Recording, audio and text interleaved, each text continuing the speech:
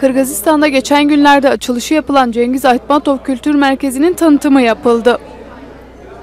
TİKA tarafından 2006 yılında Türkçe eserler kitaplığıyla üyesi oluşturulan merkezin tanıtım programına çok sayıda Kırgızistan milletvekili, diplomat, Türkiye'den sivil toplum kuruluşlarının temsilcileri, kültür ve bilim alanında çalışan Türk ve Kırgız vatandaşları katıldı.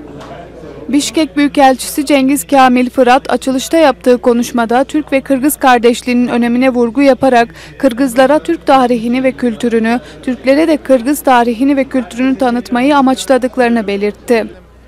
Kırgızistan Sinemacılar Birliği Başkanı Şerniyazi de merkezin Kırgız-Türk kardeşliğinin pekişmesine vesile olacağını söyledi. Borbor buyurulsa dalay bizdin yaşlarga örnek bolot. Dalay bizdin yaşlardın gelecek durmuşunda tepkiç kadam bolotdagı biyiklikке жетүүгө аябай zor өвөлгө түзүлөт. Негизги мунун пайдасы. Сондуктан бул биздин салганыбыз келечекке койгон бир чоң фундамент болду эсептесек болот. Буйруза ушул жерден бардык нерселер өсүп чыгат. Rahmat, çok rahmat. Kırgızistan Meclisi İdari İşler Başkanı Samatbek İbrayev de Cengiz Aytmatov Kültür Merkezi'nin faaliyete başlaması Kırgızlar için büyük bir hediye olduğunu söyledi.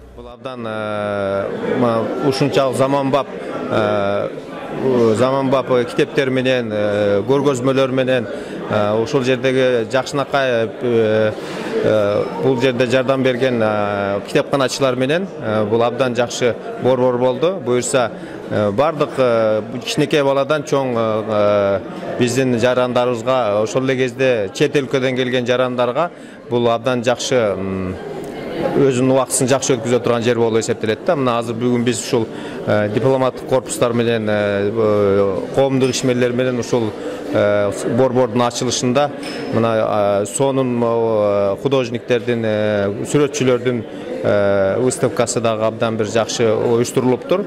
Бул нерсе үчүн мына ТИКА, Турциянын ТИКА коому бул абдан чоң жардамды бериптир. Биз ага абдан терең ыраазычылык билгизишибиз керек. Бул нерсе сөзсүз түрдө ушундай бир бизге ушундай бир жардам аркылуу болуп атканы дагы абдан жакшы нерселер болуп эсептелет да. Ошон үчүн ушул борбордо баардыгыңыздарды келип ушул өзүңүздөрдүн ички дүйнөңүздөрдү байытып, ушул Чыңгыз Айтматовдун чыгармаларын ошол эле кезде башка Кыргызстандагы чет өлкөгө коомдук мамлекеттердин өнүгүшүнө чоң салымын кошкон коомдук ишмерлердин, улуу инсандардын чыгармаларын дагы бул жерден таап, жакшынакай бир өзүңөргө чоң бир жакшы мындайча айтканда байлыкты топтоп кетсеңиздер боло турган борбор болду.